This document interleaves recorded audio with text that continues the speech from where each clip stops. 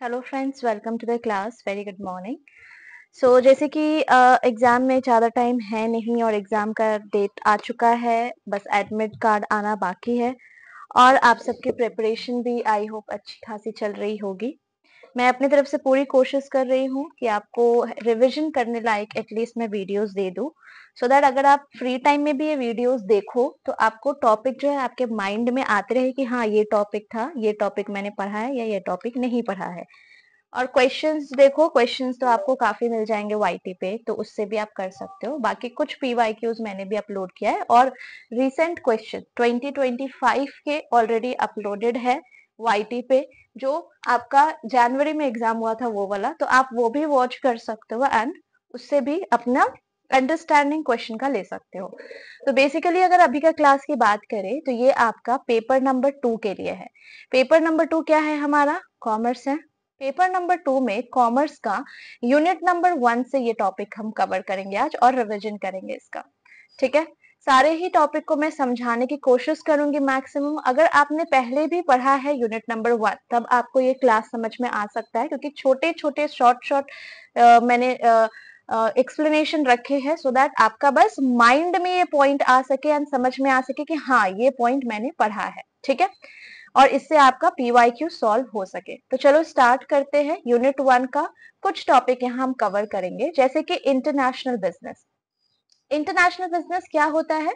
International business का मतलब होता है exchange of goods, services, technology या कैपिटल या knowledge across the national border. मतलब एक जगह से दूसरी जगह, यस, एक जगह से दूसरी जगह तो ठीक है, बट नेशनल बॉर्डर आता है तब जाके वो हमारा इंटरनेशनल बिजनेस बनता है। ठीक है, सही बात है ना? नेशनल बॉर्डर आता है तब हमारा वो इंटरनेशनल बिजनेस बनता है, जहां पर हम गुड्स या सर्विसेज, टेक्नोलॉजी, कैपिटल का इंपोर्ट या एक्सपोर्ट करते हैं, फॉरेन इन्वेस्टमेंट करते हैं बिटवीन टू या दो से ज्यादा कंट्रीज की बात हो रही है। दो या दो से ज्यादा कंट्रीज की यहाँ बात हो रही है। जैसे कि मान लो एक इंडियन कंपनी है, वो सेलिंग कर रही है अपना क्लोथ, कपड़ा, यूएसए की कंपनी को, तो ये एक इंटरनेशनल बिजनेस में आएगा, क्योंकि यहाँ पर दो कंट्रीज का इन्वॉल्वमेंट है। कौन कौन सा? एक हो गया इंडिया और एक हो गया यूएसए। तो जब दो कंट्री की बात आती है, दोनों के बीच में आपस में लेन देन हो रहा है, कुछ भी एक्सपोर्ट इंपोर्ट हो रहा है, तो that is a international business. अब हम इंटरनेशनल बिजनेस कैसे करते हैं? एक्सपोर्ट इंपोर्ट करके, सही बात है। हम बाइंग एंड सेलिंग करके करते हैं किसी भी फिजिकल प्रोडक्ट अक्रॉस कंट्री, चाहे वो कार हुआ, इलेक्ट्रॉनिक्स हुआ, मोबाइल हुआ, क्लोथ्स हुआ, स्पाइसेस हुए, कुछ भी आपका अगर एक्सपोर्ट इंपोर्ट हो रहा है तो वो इंटरनेशनल बिजनेस में काउंट होगा। एक्सपोर्ट मतलब क्या होता है हमेशा याद रखना, और इंपोर्ट मतलब क्या होता है ये भी आपको याद रखने का है। एक्सपोर्ट मतलब हो रहा है हम एक्सपोर्ट कर रहे हैं, मतलब भेज रहे हैं। अगर हम इंडिया पॉइंट ऑफ व्यू से बात करें तो हम क्या कर रहे हैं? बेसिकली एक्सपोर्ट मतलब हम सेलिंग कर रहे हैं। इंपोर्ट मतलब क्या होता है? हम दूसरे कंट्री से बाय कर रहे हैं। जैसे कि हमने यूएसए से अपना कॉन्ट्रैक्ट बना रखा है, यूएसए को हम अपना क्लोथ्स का बिजनेस है हमारा, और हम क्लोथ्स यहाँ से एक्सपोर्ट कर रहे हैं, मतलब बेच रहे हैं। वही अगर मैं बात कर लू यहाँ पर चाइना का, तो चाइना से हम बहुत कुछ बाय भी कर सकते हैं। ठीक है, इंपोर्ट कर सकते हैं। आपने बहुत सारा प्रोडक्ट देखा होगा जिसमें लिखा रहता है मेड इन चाइना, तो वो इंपोर्ट होके आए रहता है। ठीक है, इंपोर्ट की बात की जाती है उसमें। तो ये आपका इंटरनेशनल बिजनेस में कवर होगा। अब एक्सपोर्ट इंपोर्ट सर्विसेज का भी हो सकता है, बिल्कुल। जैसे आईटी सर्विसेज, टूरिज्म की बात हो गई, बैंकिंग की बात हो गई, एजुकेशन की बात हो गई, तो ये सब सर्विसेज में काउंट हो जाता है। फॉरेन इन्वेस्टमेंट क्या होता है? ये भी एक सोर्स है इंटरनेशनल बिजनेस का, जहां कंपनी इन्वेस्ट करती है कुछ फैक्ट्रीज, ऑफिसेज या बिजनेस में जो कि दूसरे कंट्री में है, तो ये आपका एफडीआई या एफपीआई में आएगा। लाइसेंसिंग एंड फ्रेंचाइजिंग भी आपका सोर्स एक है, स्कोप है आपका, सोर्स है, सॉरी, इंटरनेशनल बिजनेस का, जहां पर लाइसेंसिंग और फ्रेंचाइजिंग में हम क्या करते हैं? हम अपने ही प्रोडक्ट को यूज करने का राइट देते हैं सामने वाले पार्टी को। हम अपने ब्रांड का, हम अपने टेक्नोलॉजी को, हम अपने बिजनेस मॉडल को यूज करने का राइट देते हैं सामने वाले पार्टी को, जिसको हम लाइसेंसिंग या फ्रेंचाइजिंग कह सकते हैं। जैसे कि केएफसी आपने देखा होगा, केएफसी आपका यहाँ का कंपनी नहीं है, इंडिया का नहीं है। ठीक है, तो आपने देखा होगा सारे केएफसी आउटलेट रेड कलर के होते हैं। क्यों ऐसा? हम उसको ग्रीन नहीं कर सकते क्या? हम उसको व्हाइट नहीं कर सकते क्या? नहीं, आप नहीं कर सकते। क्यों? क्योंकि आपने फ्रेंचाइजी दिया हुआ है। लाइसेंसिंग और फ्रेंचाइजिंग क्या होता है, इसका डिफरेंस हम आगे जानेंगे।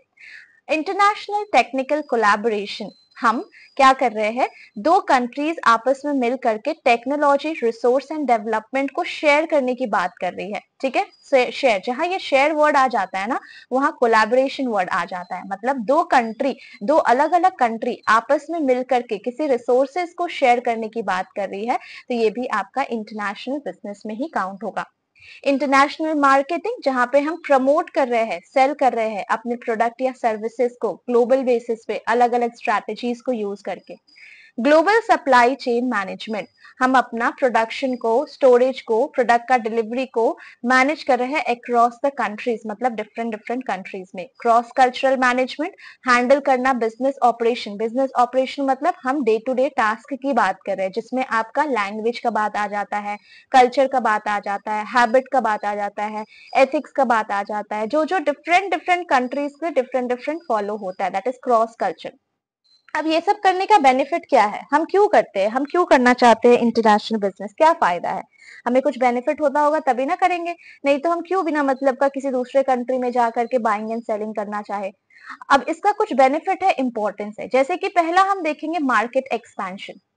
अब आप अपना जगह तो ये प्रोडक्ट बेच ही रहे हैं, साथ ही साथ कहीं और भी इसको बेच रहे हैं, तो इससे क्या होता है, आपका मार्केट बढ़ता है, आपकी कंपनी ज्यादा कस्टमर्स तक पहुंच पाती है अक्रॉस द वर्ल्ड। आप तो इंडिया में बेच ही रहे थे, इंडिया में तो मान लो आपके 1000 कस्टमर्स है ही, आपने क्या किया, यूएसए में भी अपना 1000 कस्टमर बना लिया, तो इससे क्या है, आपके प्रोडक्ट की ज्यादा सेलिंग होगी, आपके प्रोडक्ट ज्यादा कस्टमर तक पहुंच पाएंगे। ऑल टुगेदर अब आप 2000 कस्टमर को अपना प्रोडक्ट सेलिंग कर रहे हो।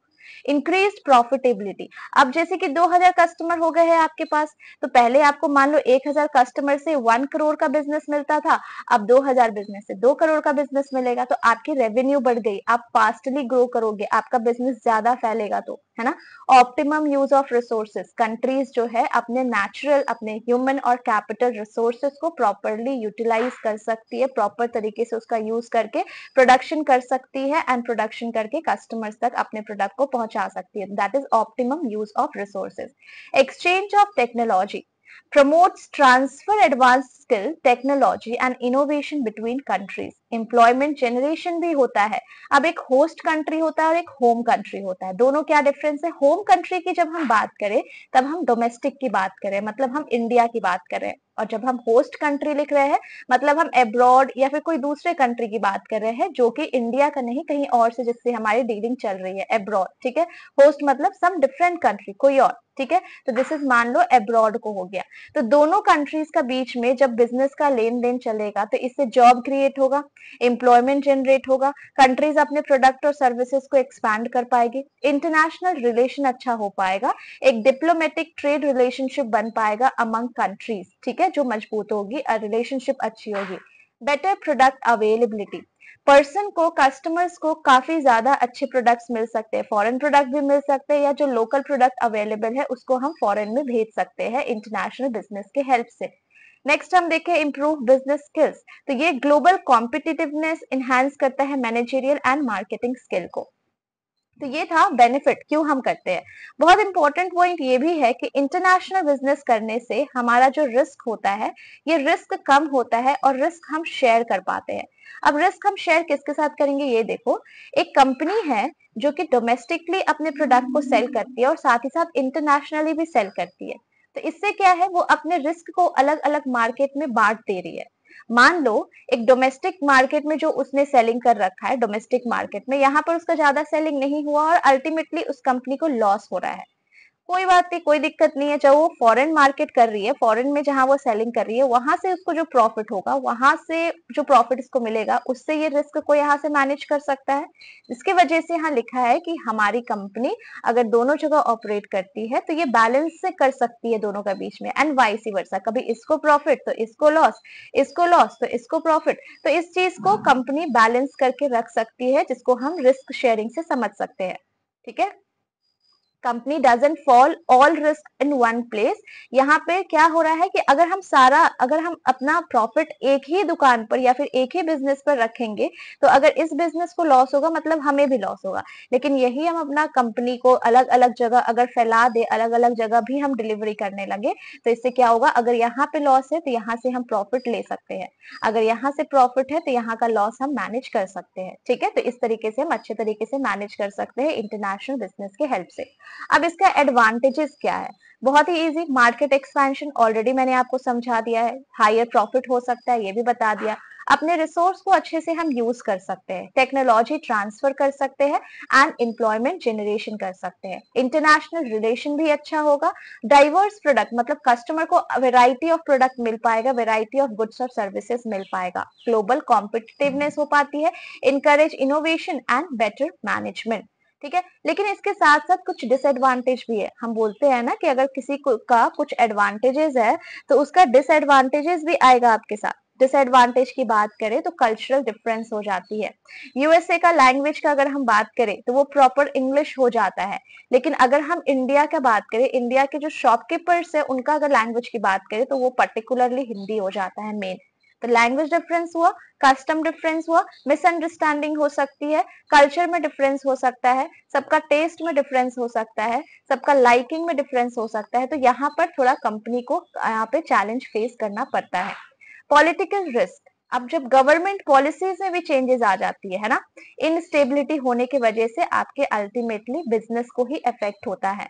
एक्सचेंज रेट फ्लक्चुएशंस, अगर हम बात करें रेट का, आईएनआर कुछ और है एंड डॉलर का वैल्यू कुछ और है, तो ये जो वैल्यूज करेंसी वैल्यूज है ना, इसका भी प्रॉब्लम फेस करना पड़ता है। लीगल एंड रेगुलेटरी इश्यूज, अलग अलग लॉज, अलग अलग रेगुलेशन से कभी कभी कॉम्प्लेक्स सिचुएशन क्रिएट हो जाता है, मुश्किल वाले सिचुएशन क्रिएट हो जाता है।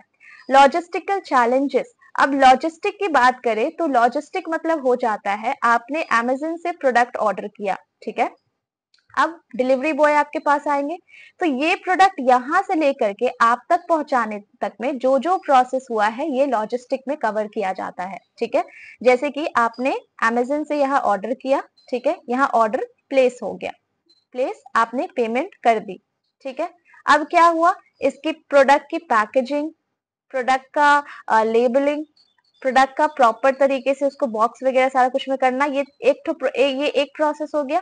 फिर इसको वेयर हाउस से लेना, फिर इसको दो तीन जगह और पहुंचता है प्रोडक्ट, आपने कभी अमेजन में अपना पार्सल ट्रैक किया होगा तो देखा होगा, फिर ये आप तक पहुंचता है। तो ये जो पूरा प्रोसेस है यहाँ से लेकर के यहाँ तक का प्रोसेस, इसको हम बोलते हैं लॉजिस्टिक, क्या बोलते हैं, लॉजिस्टिक मैनेजमेंट। ठीक है, मतलब एक प्रोडक्ट को रॉ मटेरियल से लेकर के फिनिश तक बनाने में, साथ ही साथ कस्टमर तक पहुंचाने में लेकर के ये सारा प्रोसेस को हम लॉजिस्टिक मैनेजमेंट बोलते हैं। तो लॉजिस्टिकल चैलेंजेस भी फेस करना पड़ सकता है, ट्रांसपोर्टेशन डिले हो सकता है, टैरिफ एंड कस्टम बैरियर्स भी उनको फेस करना पड़ सकता है, जिसकी वजह से सप्लाई चेन में प्रॉब्लम आ सकती है। ट्रेड बैरियर्स मतलब कुछ टैरिफ, कोटास, इंपोर्ट रेस्ट्रिक्शंस, जिससे मार्केट एक्सेस पर लिमिट लग जाता है। कम्युनिकेशन बैरियर, टाइम जोन की वजह से, लैंग्वेज डिफरेंस होने की वजह से हम एक दूसरे से ठीक से कोऑर्डिनेट नहीं कर पाते। मान लो एक मैनेजर है इंडिया का और एक मैनेजर है यूएसए का, तो दोनों का तो अलग अलग टाइम जोन हो सकता है ना, दोनों का अलग अलग टाइम जोन है, अलग अलग लैंग्वेज है, तो इसके वजह से भी दोनों को आप एक दूसरे से कम्युनिकेट करने में, कोऑर्डिनेट करने में प्रॉब्लम हो सकती है। हायर कॉस्ट, कभी कभी इंटरनेशनल बिजनेस में ऑपरेट करना, अपना डे टू डे टास्क को मैनेज करना भी कॉस्टली हो सकता है। ठीक है, due to law and due to changes higher cost भी बेयर करना पड़ सकता है। तो ये था कुछ डिसएडवांटेजेस। अब हम जानेंगे modes of entry in international business, हम कैसे एंट्री कर सकते हैं। अगर हम चाहे, अगर इंडिया का कोई प्रोडक्ट हम चाहे इंटरनेशनली भी सेल करना, इंटरनेशनल बिजनेस में एंटर करना, तो ये करने का क्या क्या ऑप्शन है हमारे पास। तो सबसे पहले होता है एक्सपोर्टिंग। एक्सपोर्टिंग मतलब क्या बताया था मैंने, सेलिंग। तो आप अपने गुड्स को या सर्विसेज को प्रोड्यूस कर रहे हो एक कंट्री में एंड दूसरे कंट्री में जब भेजते हो तो उसको बोलते हैं एक्सपोर्टिंग, जहां पर आप अपने प्रोडक्ट का सेल कर रहे हो, ठीक है, प्रोडक्ट को बेच रहे हो दूसरे कंट्री में। ठीक है, जो कि बिल्कुल ही इजी टास्क होता है, लो रिस्की होता है, फॉरेन मार्केट में एंटर करने का। तो एक बार एग्जाम में आपसे पूछा भी गया था कि सबसे इजी टास्क फॉरेन मार्केट में एंटर करने का कौन सा है, तो उसमें I think exporting he answer NTA ने दिया था। तो एक्सपोर्टिंग से आप एंटर कर सकते हो इंटरनेशनल बिजनेस में। लाइसेंसिंग क्या होता है? लाइसेंसिंग मतलब होता है कि आप अब किसी भी फॉरेन कंपनी को परमिशन दे रहे हो अपना ब्रांड, अपना पेटेंट, अपना टेक्नोलॉजी यूज करके प्रोडक्ट को सेल करने का, जिससे वो रेवेन्यू जनरेट कर सकते हैं लेस इन्वेस्टमेंट में। लेस इन्वेस्टमेंट कैसे हुआ? मान लीजिए हम बात कर लेते हैं केएफसी का ही, ठीक है। केएफसी मान लो एक टाइम के लिए कि ये एक इंडियन कंपनी है, ठीक है, इंडियन कंपनी है। अब होता ये है कि कोई यूएसए का कोई पर्सन है जो इस केएफसी को अपनी जगह पे ओपन करना चाहता है। तो केएफसी को ओपन किया है मान लो मिस्टर राम ने, ठीक है, और ये इसका प्रॉपर ओनर है और इसका पूरा पेटेंट, अपना ब्रांड, सारा कुछ इन्होंने लगवा रखा है। तो क्या ये ये जो पर्सन यूएसए वाला है ये डायरेक्टली इसको ओपन कर सकता है? नहीं, इसके लिए पहले इनसे परमिशन लेना होगा मिस्टर राम से। मिस्टर राम इनको परमिशन देंगे कि ठीक है आप ओपन करना चाहते हो, आप ओपन कर लो, ठीक है, आपको अलाउबल है, कुछ टर्म्स एंड कंडीशन होता है, कॉन्ट्रैक्ट बनता है। इस सेम प्रोडक्ट को अब ये यूएसए वाला पर्सन अपने प्लेस पे ओपन करेगा और सेम जैसा है वैसे ही इसको सेलिंग करेगा। इससे बेनिफिट क्या हुआ? बेनिफिट ये हो गया कि सबसे पहले ये यूएसए का जो पर्सन है इसको ना ही कुछ आइडियाज लगाना पड़ा, ना ही इसको ज्यादा अपने प्रोडक्ट को प्रमोट करना पड़ा, क्योंकि केएफसी ऑलरेडी फेमस है इसके नाम से, इसके चिकन से, इसके टेस्ट से एंड एवरीथिंग। तो यूएसए पर्सन को ज्यादा कुछ इन्वेस्टमेंट भी नहीं करना पड़ा, क्योंकि इसको बना बनाया एक बिजनेस मिल गया है ना। अब ये आराम से रेवेन्यू जनरेट कर सकता है, क्योंकि अब जो केएफसी को जो चाहते थे, पसंद करते थे, वो अब उनको बार बार इंडिया नहीं जाना होगा कंज्यूम करने, वो यूएसए में भी कर सकते हैं, ठीक है। तो ये एक लाइसेंसिंग मतलब होता है हम बस एक परमिशन दे रहे हैं किसी फॉरेन कंपनी को अपना ही प्रोडक्ट को सेल करने का, अपना ब्रांड, पेटेंट और टेक्नोलॉजी को यूज करने का। मतलब ये अब अपना नाम दे रहा है, केएफसी मिस्टर राम अपने ब्रांड का नाम इसको दे रहे हैं कि ठीक है आप मेरे नाम पर ये ओपन करके बेच सकते हो, ठीक है। फ्रेंचाइजिंग क्या होता है? फ्रेंचाइजिंग में हम फॉरेन कंपनी को परमिशन देते हैं कि बिजनेस मॉडल को और ब्रांड नेम को एज इट इज आप यूज करोगे। जैसे कि अगर हम बात करें डोमिनोज की, तो हर जगह देखोगे डोमिनोज, उसका ब्लू बॉक्स होता है, उसके जो वर्कर्स होते हैं आई थिंक ब्लू ड्रेस में ही होते हैं, ठीक है। अगर हम केएफसी की बात करें तो everything is red in colour. एक आपका रेड ओवन है जिसको आप देखोगे, उसका हर एक चीज, outlet and everything is same, ठीक है, सब कुछ सेम हो जाता है। तो दिस इज आपका फ्रेंचाइजिंग, जहां पर हमें क्विक मार्केट में एंट्री मिल पाती है, हमारे ब्रांड को लेकर के हमें ज्यादा प्रमोशन नहीं करना होता है, क्योंकि ऑलरेडी हमारे ब्रांड के बारे में सभी को आइडिया रहती है। तो ये फ्रेंचाइजिंग का कॉन्सेप्ट होता है, जो फॉरेन कंपनी को हम परमिशन देते हैं कि आप हमारे बिजनेस मॉडल को यहाँ यूज कर सकते हैं एज इट इज, पूरा सेम टू सेम, और यहाँ पे हम अपने ब्रांड, पेटेंट या टेक्नोलॉजी को यूज करने का प्रोडक्ट परमिशन दे रहे हैं। तो फ्रेंचाइजिंग मतलब हो जाता है आपका कि पूरा एंट्री, क्विक मार्केट में आप एंट्री कर सकते हो, क्योंकि आपके ब्रांड को हम एज इट इज यूज करेंगे। जॉइंट वेंचर क्या होता है? जॉइंट वेंचर मतलब होता है फॉरेन कंपनी के साथ पार्टनरशिप करना। जॉइंट वेंचर मतलब दो दो पर्सन हैंडशेक कर रहे हैं, एक आपका इंटरनेशनल बिजनेस से हो जाएगा, मींस इंटरनेशनल दूसरा कंट्री से और एक दूसरा कंट्री से, मान लो इंडिया एंड यूएसए, दोनों से एक एक पर्सन, दोनों हैंडशेक कर रहे हैं। हैंडशेक करके they want to open the नया कंपनी, चाहे मान लो कोई कंपनी है जो ऑलरेडी है तो उसको दोनों अपने अपनी जगह पे खोलना चाहते हैं।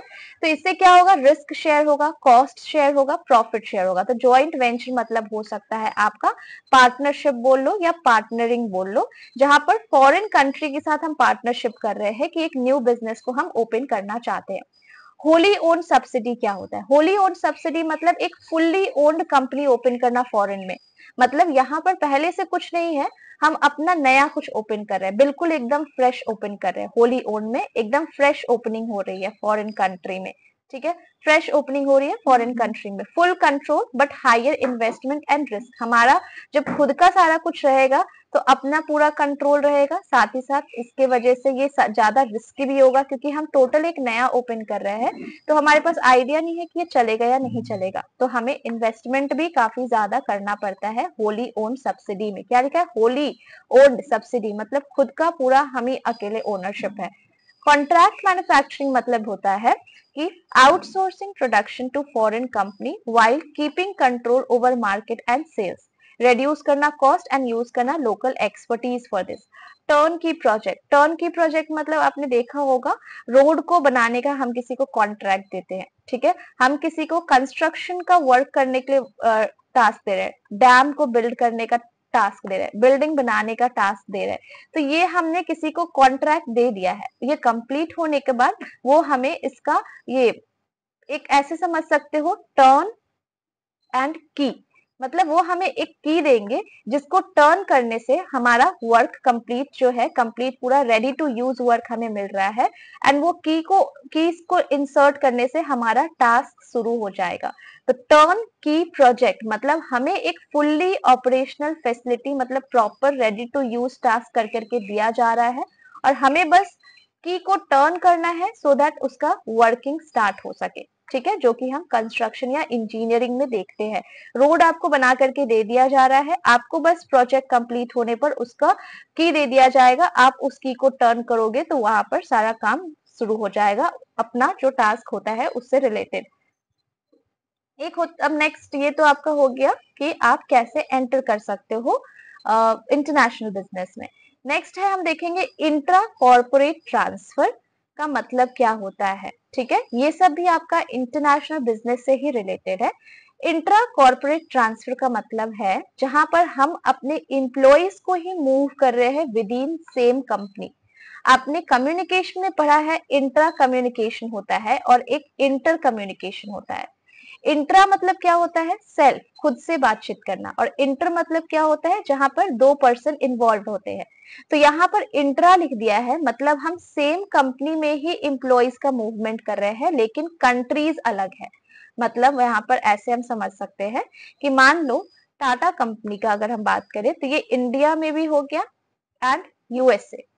तो यहाँ का एक एम्प्लॉय है, इसको इसको हम कंपनी सेम रख रहे हैं बट हम कंट्री को सिर्फ चेंज कर रहे हैं। कंट्री को चेंज करने की वजह से ये हो जाता है intra corporate transfer. Intra corporate transfer जैसे कि एक एम्प्लॉय वर्क कर रहा है कंपनी जो कि इंडिया ऑफिस में है, टेम्पोररी बेसिस के लिए उसको ट्रांसफर किया जा रहा है एक ब्रांच में जो यूएसए और या फिर यूरोप में है, तो ये हो जाता है इंट्रा कॉर्पोरेट ट्रांसफर, जहां पर हम अपने एक्सपर्टीज को शेयर कर सकते हैं, स्किल को ग्लोबल बेसिस पे शेयर कर सकते हैं।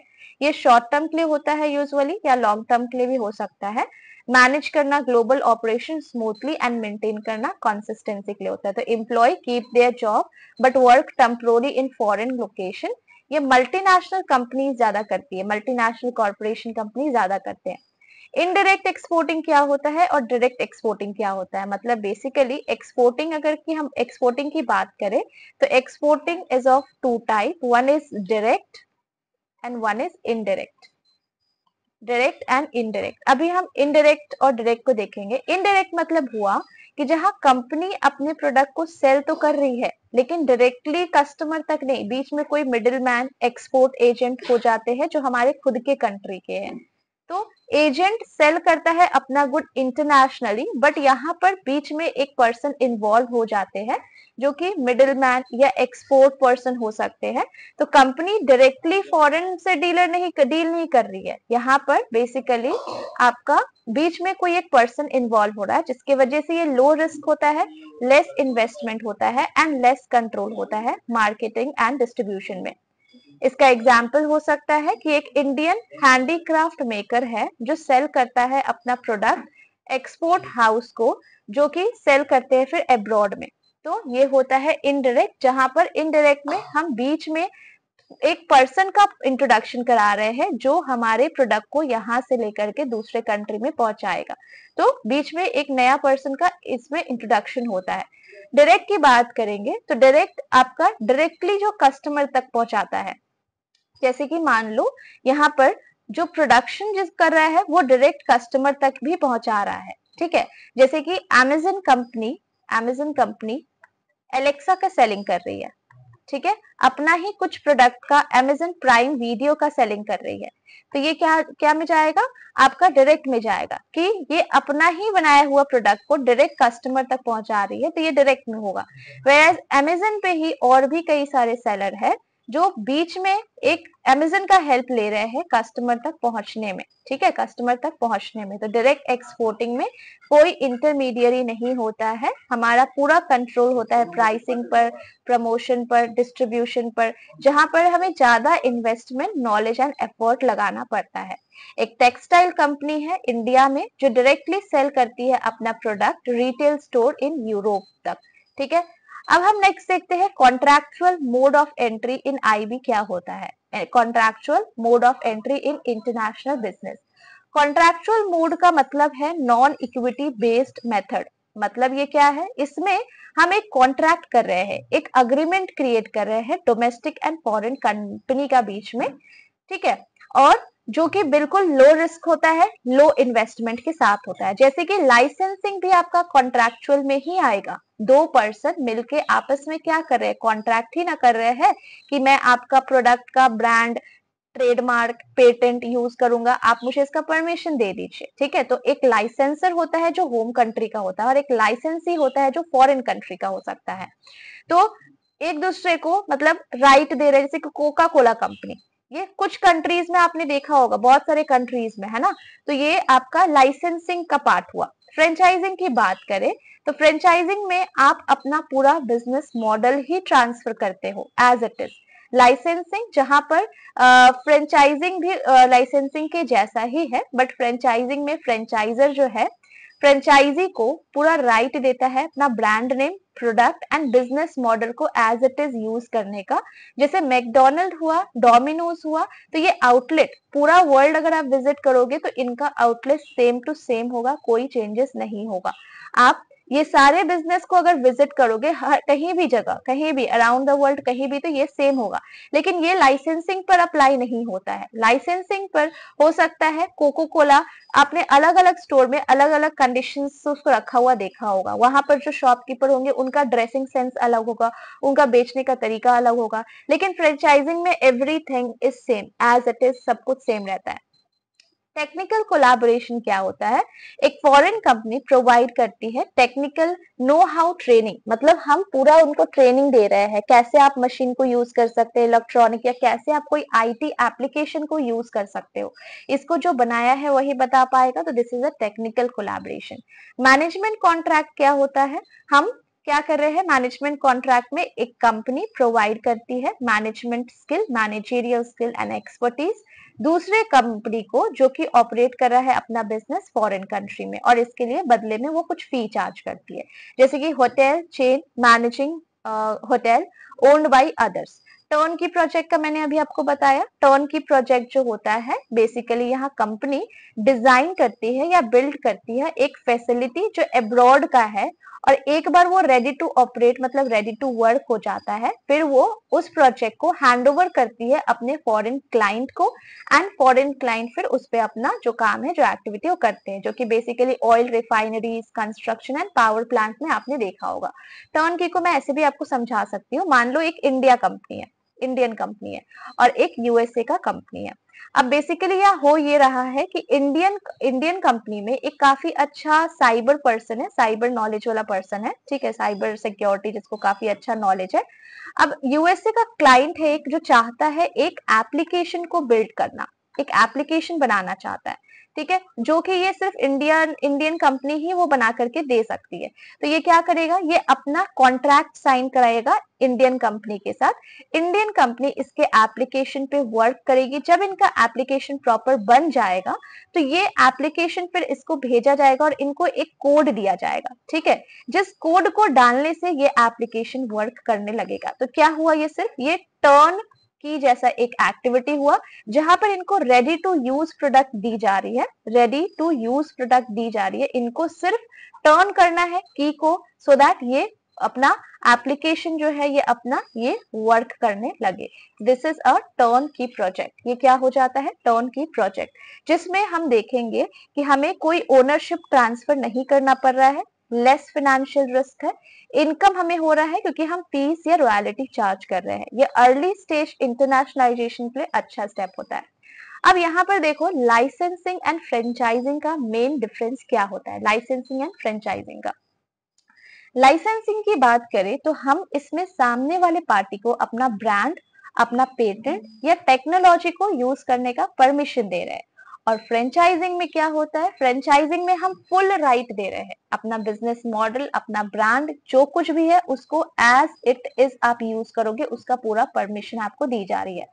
लाइसेंसिंग में जो पर्सन परमिशन देता है उसका कंट्रोल कम रहता है, लेकिन फ्रेंचाइजिंग में जो पर्सन आपको परमिशन दे रहा है वो टाइम टू टाइम कंट्रोल भी करता है, टाइम टू टाइम ये भी देखता है कि कहीं आप उसके बिजनेस को खराब नहीं कर रहे हैं, आपको जो कुछ भी प्रॉफिट कमा रहे हैं प्रॉपर तरीके से होना चाहिए, सब कुछ मतलब पूरा नजर रखता है आपके ऊपर। लाइसेंसिंग में दो पर्सन होता है, एक लाइसेंसर, एक लाइसेंसी। फ्रेंचाइजिंग में दो person, franchiser and franchisee. Licensing में सपोर्ट जो है काफी लिमिटेड रहता है, सिर्फ लीगल राइट तक ही, लेकिन फ्रेंचाइजिंग में आपको फुल टाइम सपोर्ट दी जाती है, training, marketing and system. Licensing common है मैन्युफैक्चरिंग में, टेक इंडस्ट्रीज में, franchising services, retail sector, food chains में। इसका एग्जाम्पल हुआ कि आप सॉफ्टवेयर राइट दे रहे हो किसी फॉरेन कंपनी को, अपना सॉफ्टवेयर यूज करने का राइट दे रहे हो, अब वो कैसे भी उसको यूज करे। लेकिन फ्रेंचाइजिंग में मैकडोनल्ड, सबवे, डोमिनोज, केएफसी, ये सब आपने देखा होगा, अराउंड द वर्ल्ड आप कहीं भी विजिट करो, सब same to same as it is रहता है, किसी में कोई चेंजेस नहीं रहता है। इनफैक्ट जो शॉपकीपर है एंड जो वेटर है उन सबका ड्रेसिंग भी सेम रहता है, कवर भी सेम रहता है, तो वो फ्रेंचाइजिंग में आएगा। फायदा क्या है, बेनिफिट क्या है लाइसेंसिंग का? लाइसेंसिंग के हेल्प से हम बहुत ही आसानी से फॉरेन मार्केट में एंटर कर सकते हैं, इनकम भी अर्न कर सकते हैं बिना ज्यादा इन्वेस्टमेंट किए हुए, क्योंकि आपको ऑलरेडी मेड मतलब बना बनाया बिजनेस मिल रहा है। आपको ये यूजफुल होता है technology and product based industries में, जहां पर हमें कम फाइनेंशियल रिस्क बेयर करना पड़ता है। डिसएडवांटेज ये हो जाता है कि आपने किसी का बिजनेस को लिया है एज इट इज, ठीक है, तो आपको उसका आइडिया, उसका नॉलेज थोड़ा कम हो सकता है, और आपको लाइसेंसिंग में थोड़ा कंट्रोल भी कम मिलता है, और लाइसेंसी ऑपरेशन में थोड़ा आपको कम देख रेख होता है। पुअर ब्रांड इमेज भी हो सकता है अगर लाइसेंसी अगर आपकी तरफ से अच्छा बर्ताव नहीं करे तब। लिमिटेड प्रॉफिट भी होता है, और रिस्क, टेक्नोलॉजी मिसयूज और इमिटेशन भी। फ्रेंचाइजिंग का क्या फायदा है? फ्रेंचाइजिंग का एग्जाम्पल या यहाँ लिख दे रही हूँ बार बार, सो दैट आपको कंफ्यूजन ना हो फ्रेंचाइजिंग में, ठीक है। फ्रेंचाइजिंग का बेनिफिट ये है कि आपका बिजनेस काफी तेजी से बढ़ता है, कम ही कैपिटल इन्वेस्टमेंट से। फ्रेंचाइजर आपको time to time training, support and help provide करता है, ज्यादा अच्छा तरीके से आप अपने ब्रांड को एंड क्वालिटी को कंट्रोल कर सकते हो। रेगुलर इनकम होता है, फ्रेंचाइजी फी एंड रॉयल्टी जैसा। डिसएडवांटेज ये है कि आपको स्ट्रिक्ट लीगल अग्रीमेंट साइन करने होते हैं, कॉन्फ्लिक्ट हो सकता है कभी कभी फ्रेंचाइजर और फ्रेंचाइजी के बीच में, लेकिन चलना हमेशा फ्रेंचाइजर का ही है, फ्रेंचाइजर का ही है। आपको केयरफुली फ्रेंचाइजी सिलेक्शन करना होता है, अगर कोई फ्रेंचाइजी फेल होता है तो इससे ब्रांड इमेज पर भी असर होता है, ठीक है। तो फ्रेंचाइजिंग एंड फ्रेंचाइजर का और लाइसेंसी का वो फुल फॉर्म हो गया। अब हम यहाँ देखेंगे एफडीआई का मतलब क्या होता है, फॉरेन डायरेक्ट इन्वेस्टमेंट का क्या मतलब होता है। एफडीआई मतलब यहाँ पर फॉरेन हुआ एक वर्ड, मतलब यहाँ पर एक कंट्री से दूसरा कंट्री। डायरेक्ट मतलब यहाँ पर कोई सेकेंड पर्सन नहीं आएगा, और हम डायरेक्टली इन्वेस्टमेंट कर रहे हैं। फॉरेन डायरेक्ट इन्वेस्टमेंट का मतलब होता है जहां एक कंपनी जो इन्वेस्टर है दूसरे एक कंट्री से दूसरे कंट्री में इन्वेस्ट कर रही है डायरेक्टली, किसी बिजनेस के थ्रू या एसेट के थ्रू इन अनदर कंट्री, जिसमें फुल ओनरशिप होता है, कंट्रोल होता है, मैनेजमेंट होता है फॉरेन बिजनेस में, क्योंकि यहाँ एक वर्ड आ गया डायरेक्ट, मतलब यहाँ पर कोई मिडिल मैन नहीं आएगा। टाटा ग्रुप कंपनी जो है इन्वेस्ट करी है जगुआर में, लैंड रोवर में, जो कि यूके में है, तो डायरेक्टली हुआ, तो ये हुआ आपका एफडीआई का एग्जाम्पल। एफडीआई दो तरीके का हो सकता है, एक ग्रीन फील्ड, एक ब्राउन फील्ड। ग्रीन फील्ड का मतलब होता है टोटली न्यू स्टार्टअप, मतलब जहां आप एकदम फ्रेश से स्टार्ट कर रहे हो, ये हो जाएगा आपका green field investment, green field investment. लेकिन अगर ब्राउन फील्ड इन्वेस्टमेंट की बात करें तो आप एग्जिस्टिंग फर्म को ही बाय कर रहे हो। ब्राउन फील्ड में आपका ऑलरेडी मार्केट में है वो ब्रांड, आप उसी को बाय कर रहे हो ऑलरेडी रेडीमेड, और ग्रीन में आप न्यू करते हो, total new setup. Merger and acquisition का मतलब क्या है? मर्जर का मतलब होता है दो कंपनी मिल करके एक नई कंपनी फॉर्म कर रही है, मतलब A plus B equals to A equals to A plus B equals to A B, ठीक है। और एक्विजिशन का मतलब होता है कि एक कंपनी बाय कर रही है दूसरे कंपनी को, या उसके ऊपर टेक ओवर कर रही है या कंट्रोल कर रही है। जैसे कि मान लो Airtel plus Vodafone equals to Airtel plus Vodafone मिलकर के एवी बन गया, ठीक है। तो यहाँ पर दो कंपनी मिलकर के एक नई कंपनी फॉर्म कर रही है, तो ये वाला कहलाएगा मर्ज हो रहा है, मर्ज, ठीक है। लेकिन मान लो एक कंपनी है एयरटेल जो एक स्ट्रॉन्ग कंपनी है, एंड दूसरा हम ले लेते हैं डोकोमो, ये एक वीक कंपनी हो गई है, वीक, और ये काफी स्ट्रॉन्ग कंपनी हो गई है। तो ये कंपनी जब इसका टेक ओवर करके एक नया कंपनी फॉर्म कर रहा है, चाहे तो टेक ओवर कर लिया और एयरटेल ही है, तो ये कहलाता है आपका एक्विजिशन। क्या कहलाता है? एक्विजिशन, जहां एक्वायर कर लिया है, ठीक है। फेसबुक ने एक्वायर कर लिया है व्हाट्सएप को, तो ये एक्विजिशन का एग्जाम्पल है, जहां पर एक कंपनी दूसरे कंपनी को बाय कर रही है। और बाय कब करेगी? जब ये वीक हो जाएगा तभी बाय करेगी। तो जब एक कंपनी बाय करती है दूसरे कंपनी को, अनदर कंपनी को, तो इसको हम कहते हैं एक्विजिशन।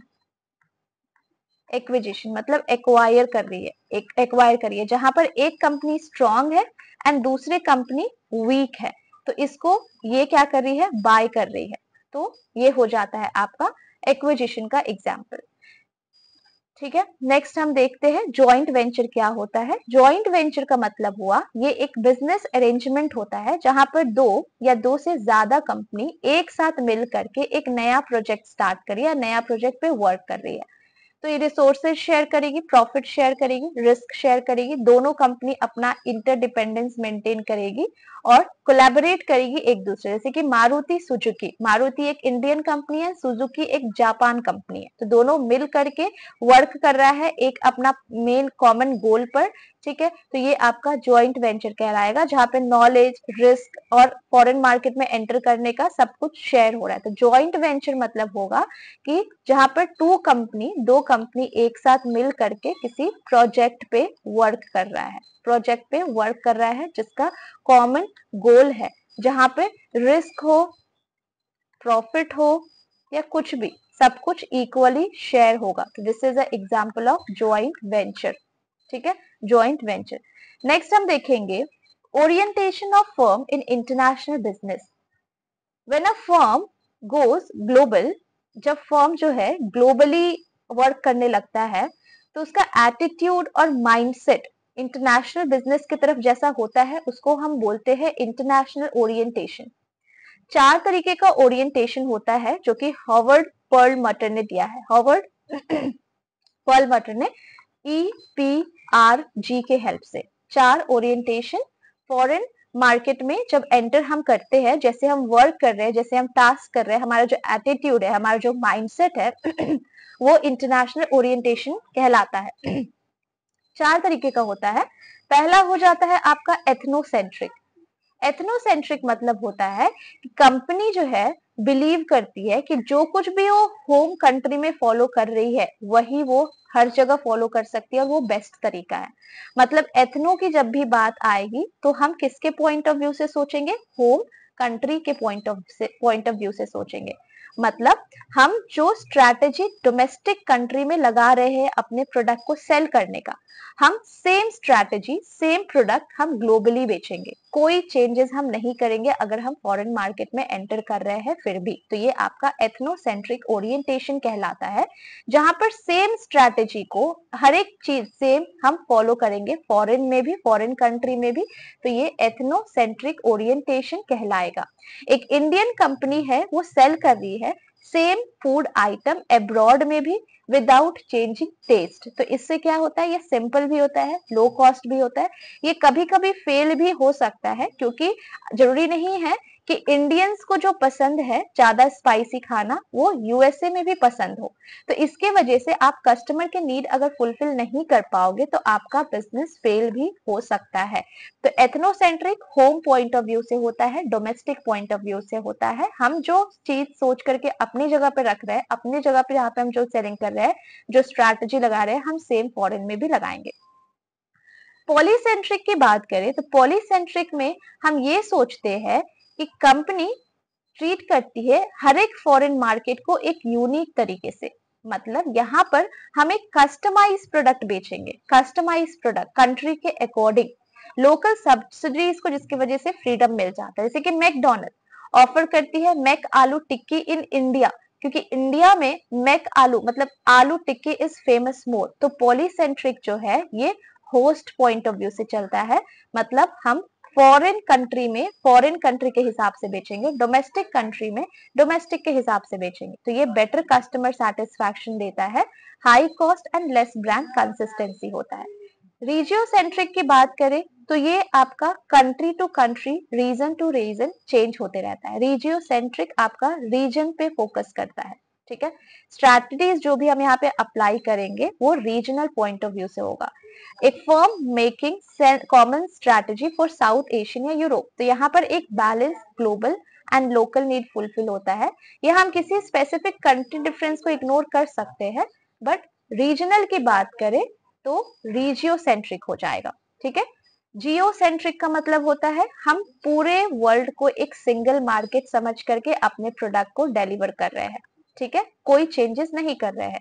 ये बेस्ट ग्लोबल प्रैक्टिस होता है रिगार्डलेस ऑफ ओरिजिन। ओरिजिन पे हमें कोई ध्यान नहीं होता है, हम बस एक मार्केट को ग्लोबल पॉइंट ऑफ व्यू से अपना प्रोडक्ट को डिलीवर कर रहे हैं। जैसे कि एप्पल, एप्पल प्रोडक्ट की अगर बात करें तो ये अपना मोबाइल जैसे इंडिया में सेलिंग करता है वैसे ही अब्रॉड में भी शेयर करता है। तो यहाँ पे जो स्ट्रैटेजी यूज की जा रही है वो एक यूनिफॉर्म स्ट्रैटेजी है जो चेंज नहीं हो रहा है। इंडिया के लिए अलग, यूएसए के लिए अलग ऐसा नहीं हो पा रहा है। जो आप यूएसए में फॉलो कर रहे हो वही सेम आप इंडिया में भी फॉलो कर रहे हैं। क्या बोल रहे हैं?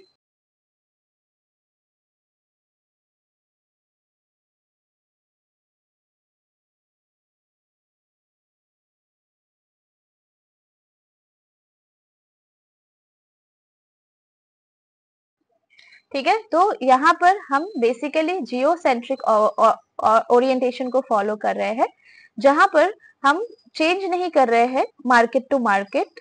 हम एक सिंगल अप्रोच, सिंगल स्ट्रैटेजी को फॉलो कर रहे हैं। कोई मतलब नहीं है कि हम कहाँ पर सेलिंग कर रहे हैं। जैसे कि एप्पल प्रोडक्ट की बात करते हैं, एप्पल एयरपॉड्स हुआ, एप्पल मोबाइल हुआ, तो ये हम तभी कर सकते हैं जब हमारा ग्लोबल आइडेंटिटी, मतलब ग्लोबली हमारे ब्रांड को आइडेंटिटी मिला हो, स्ट्रॉन्ग हमारे ब्रांड का इमेज हो, तब ये high cost and complex coordination इसका डिसएडवांटेज हो जाएगा। तो इन समरी टेबल अगर हम एथनोसेंट्रिक की बात करें तो ये होम पॉइंट ऑफ व्यू से सोचता है, जो बिल्कुल ही सेंट्रलाइज्ड होता है, ज्यादा कंट्रोल होता है यहाँ पर।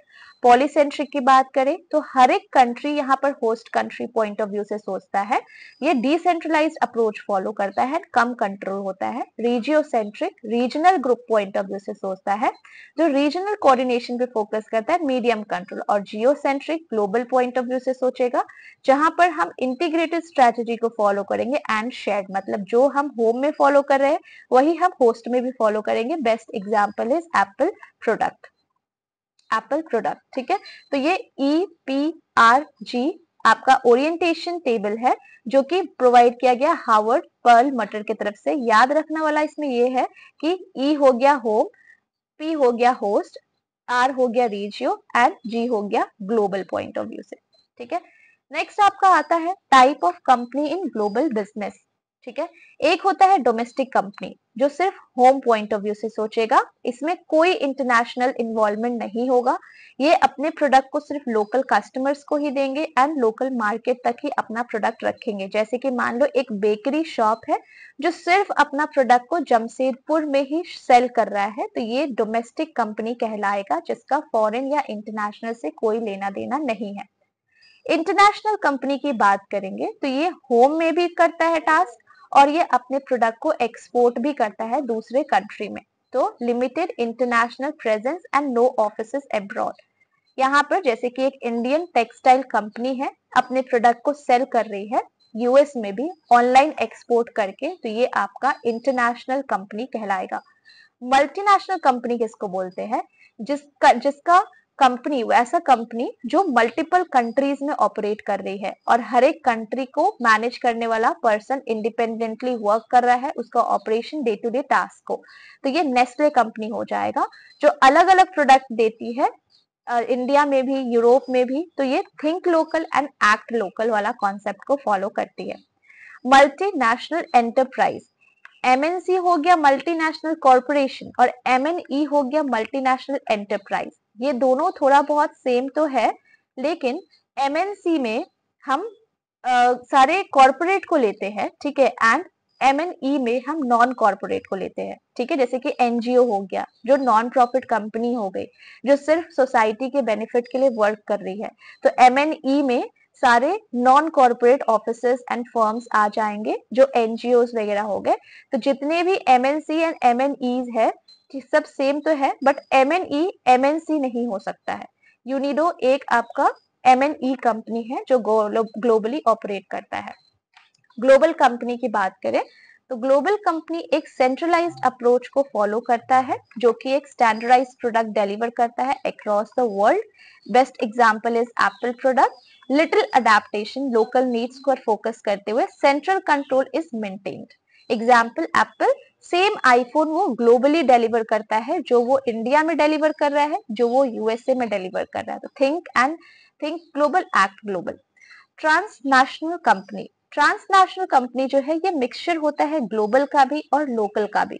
मतलब यहाँ पर रिसोर्सेज शेयर्ड रहेंगे across countries, local and customization वाला प्रोडक्ट रहेगा, most advanced and flexible type product रहेगा। जैसे कि यूनिलीवर कॉमन ब्रांड है बट इसका प्रोडक्ट वेरी हो सकता है कंट्री टू कंट्री।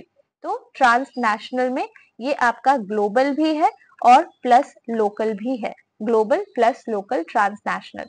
अब हम आ जाते हैं theories of international trade. International trade करने के लिए कुछ थ्योरीज दिए गए हैं जिसमें हम ये समझ सकते हैं कि कंट्रीज को ट्रेड क्यों करना चाहिए, ठीक है, क्या ट्रेड करना चाहिए और कैसे ट्रेड से उनको बेनिफिट हो सकता है, हम थ्योरीज ऑफ इंटरनेशनल ट्रेड से समझेंगे।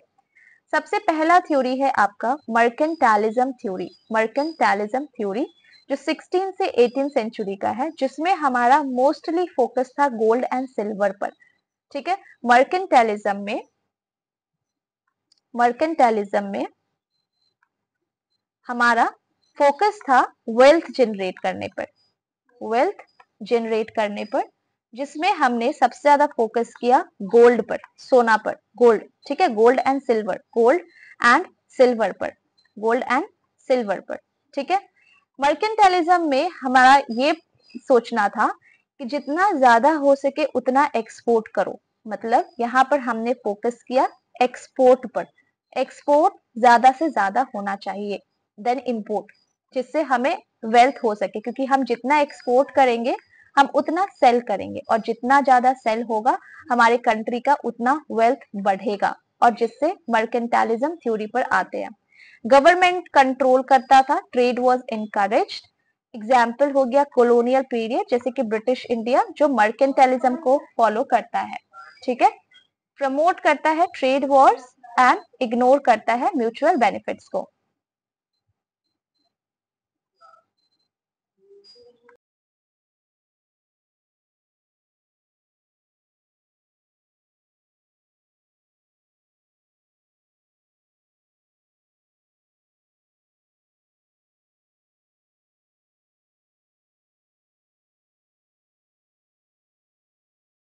ठीक है। तो ये मर्केंटाइलिज्म कॉन्सेप्ट है जो सिर्फ वेल्थ जनरेशन पे फोकस करता है, जैसे कि गोल्ड और सिल्वर, एंड इनका मेन फोकस होता है कि ज्यादा से ज्यादा एक्सपोर्ट करेंगे, ज्यादा से ज्यादा सेलिंग करेंगे तो अल्टीमेटली हमारी कंट्री वेल्थ जनरेट करेगी, जो हमारी कंट्री के लिए बहुत अच्छा है, जो कि बेसिकली आगे जाके ट्रेड वॉर भी प्रमोट किया एंड म्यूचुअल बेनिफिट इग्नोर करता था। तो आपको इतना याद रखना है मर्केंटाइलिज्म थ्योरी कहता क्या है। नेक्स्ट होता है absolute theory, absolute cost advantage theory, जो कि एडम स्मिथ ने दिया है। Absolute cost advantage theory Adam Smith ने प्रोवाइड किया है। एडम स्मिथ का कहना था कि देखो, कंट्री को ना प्रोड्यूस करना चाहिए सिर्फ वही गुड्स जो वो अच्छे से प्रोड्यूस कर सकता है लो कॉस्ट में। ठीक है, जैसे कि एक कंट्री है इंडिया जो व्हीट ज्यादा अच्छे से प्रोड्यूस कर सकती है, तो उसको व्हीट पर ही फोकस करना चाहिए, ना कि मशीन। जैसे कि अगर हम यहाँ पर एब्सोल्यूट कॉस्ट एडवांटेज थ्योरी पढ़े जो एडम स्मिथ ने दिया है, मान लो एक जगह है व्हीट और एक जगह है मशीन। अब अगर हम इंडिया की बात करें तो इंडिया जो है कम कॉस्ट में ज्यादा अच्छा से व्हीट का प्रोडक्शन कर सकता है, तो इसको व्हीट पर ही ध्यान देना चाहिए, मशीन पे नहीं ध्यान देना चाहिए। और यूएसए की बात करें तो यूएसए ज्यादा अच्छा से मशीन का प्रोडक्शन कर सकता है लो कॉस्ट में, सही तरीके से अच्छा प्रोडक्शन, तो इसको मशीन पर ही ध्यान देना चाहिए और मशीन को यहाँ पर एक्सपोर्ट करना चाहिए। और यूएसए में यहाँ पर ये इंपोर्ट कर लेगा ये वाला चीज, है ना, जो ये नहीं प्रोड्यूस कर सकता, और ये एक्सपोर्ट कर लेगा। ठीक है, ये सेल करेगा और ये इंपोर्ट करेगा, ये सेल करेगा, एक्सपोर्ट करेगा और ये इंपोर्ट करेगा। तो basically absolute cost advantage theory ये बताता है हमें कि हमें सिर्फ उसी प्रोडक्ट को प्रोड्यूस करना चाहिए जो हम बेस्ट तरीके से प्रोड्यूस कर सकते हैं और सबसे लो कॉस्ट में कर सकते हैं, लो कॉस्ट में। ठीक है, और अदर्स, और जो हम नहीं कर पा रहे हैं वो हम उसको इंपोर्ट कर लेंगे।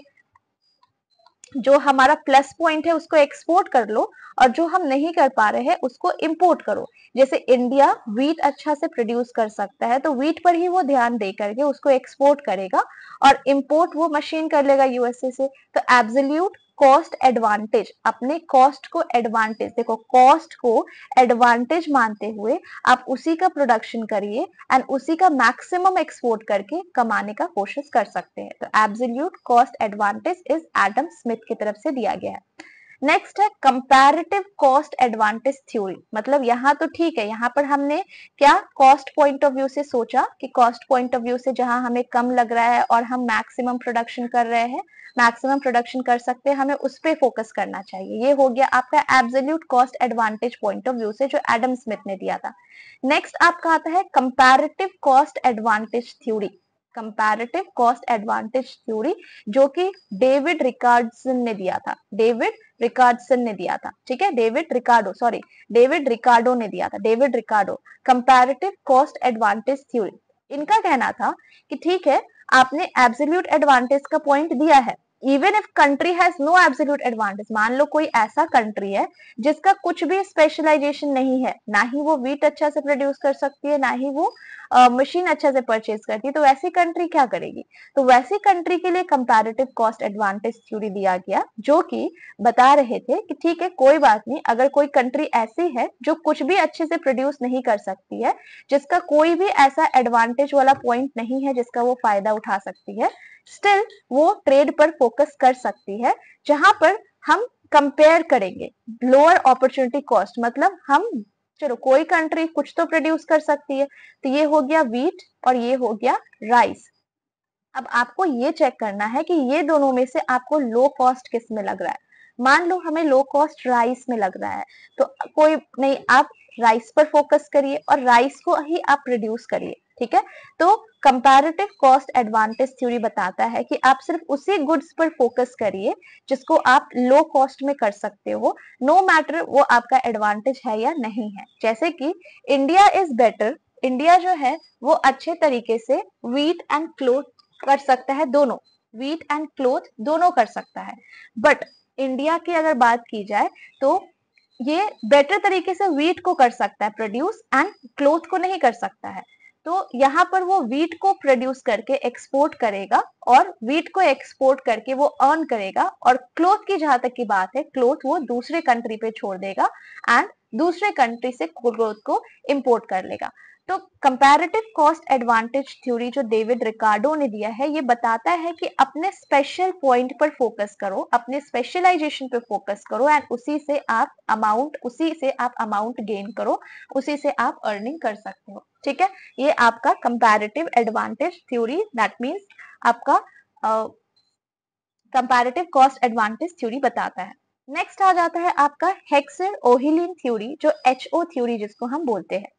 हेक्सर ओहिलीन का कहना था कि हमें फैक्टर्स पर फोकस करना चाहिए। फैक्टर्स मतलब क्या हो गया, हमें लैंड, लेबर और कैपिटल पे फोकस करना चाहिए। ट्रेड करना है तो ठीक है, बट आपका जो ट्रेड है कंट्री का, वो आपका लैंड, लेबर या कैपिटल, इसका पॉइंट ऑफ व्यू से होना चाहिए। अब जैसे कि किसी कंट्री के पास बहुत सारे रिसोर्सेज हैं, तो वो उसको एक्सपोर्ट करेगा, और जो उसके पास नहीं है उसको इंपोर्ट कर लेगा। हेक्सर ओहिलीन थ्योरी का कहना यही था। हेक्सर ओहिलीन थ्योरी, जिन्होंने बोला कि आप फैक्टर पर ध्यान दीजिए। फैक्टर मतलब लैंड, लेबर एंड कैपिटल। ठीक है, अब मान लो कोई एक कंट्री है जिसके पास लैंड लैंड है और लेबर बहुत ज्यादा है, लेबर एकदम अबंडेंस मतलब बहुत ज्यादा है, तो ऐसी कंट्री क्या करेगी, लेबर को एक्सपोर्ट करेगी। ठीक है, लेबर को दूसरे कंट्री में एक्सपोर्ट करेगी, और जो उनके पास कम है, मान लो लैंड कम है, ठीक है, तो इसको क्या करेगी, लैंड को तो इंपोर्ट नहीं किया जा सकता है, ठीक है, मान लो कैपिटल नहीं है, ठीक है, तो इसको वे क्या करेगी, इंपोर्ट कर लेगी। मतलब जो चीज आपके पास काफी ज्यादा है, मोर एंड मोर, ठीक है, जो चीज आपके पास ज्यादा है उसको आप सिंपली क्या करेंगे, एक्सपोर्ट करेंगे, ऐसा हेक्सर ओहिलीन थ्योरी बताता है, जो हेक्सर ओहिलीन थ्योरी हेक्सर ओहिलीन की तरफ से दिया गया। एग्जाम्पल, मान लो इंडिया के पास लेबर बहुत ज्यादा है, इंडिया में अनएम्प्लॉयमेंट है, तो इंडिया के पास लेबर काफी ज्यादा है, तो इंडिया क्या करेगी, लेबर को एक्सपोर्ट करेगी, लेबर को एक्सपोर्ट करेगी। वेयर एज मान लो इंडिया के पास कैपिटल कम है, कैपिटल उतना नहीं है, मशीन वगैरह नहीं है, तो वो क्या कर सकती है, यूएसए से कैपिटल बोरो कर सकती है, इंपोर्ट कर सकती है, और यूएसए के पास कैपिटल ज्यादा है, मशीन ज्यादा है, तो वो कैपिटल या मशीन एक्सपोर्ट कर सकता है। तो इसको हम फैक्टर प्रोपोर्शन थ्योरी भी बोलते हैं। सिंपल था ये वाला भी। इन सिंपल हम कहेंगे कि यूएसए का स्पेशलाइजेशन सबसे ज्यादा मान लो मशीन में है, ठीक है, कैपिटल में है, ठीक है, लेकिन यूएसए के पास लेबर नहीं है, लेबर नहीं है, ठीक है, लेकिन इंडिया की अगर बात करें तो इंडिया के पास मशीन नहीं है, ठीक है, उतना कैपिटल नहीं है, लेकिन इंडिया के पास लेबर ज्यादा है, तो इंडिया क्या करेगी, लेबर को एक्सपोर्ट करेगी, ठीक है, और मशीन इंपोर्ट कर लेगी। और यहाँ पर यूएसए, इनके पास मशीन ज्यादा है, कैपिटल ज्यादा है, तो ये एक्सपोर्ट कर लेंगे एंड लेबर को इंपोर्ट कर लेंगे। ये आपका हेक्सर ओहिलीन थ्योरी बताता है। नेक्स्ट हो गया प्रोडक्ट लाइफ साइकिल थ्योरी, जो कि रेमंड वर्नन ने दिया है। रेमंड वर्नन, इन्होंने बताया कि जो ट्रेड पैटर्न है ना, ये चेंज होते रहता है प्रोडक्ट के लाइफ साइकिल के अकॉर्डिंग। प्रोडक्ट के लाइफ साइकिल के अकॉर्डिंग ट्रेड पैटर्न जो है चेंज होते रहता है। जैसे फर्स्ट स्टेज होता है इनोवेशन, सेकेंड होता है मेच्योरिटी एंड थर्ड होता है स्टैंडर्डाइजेशन।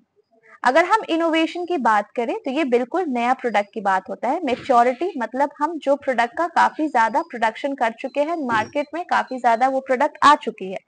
ठीक है।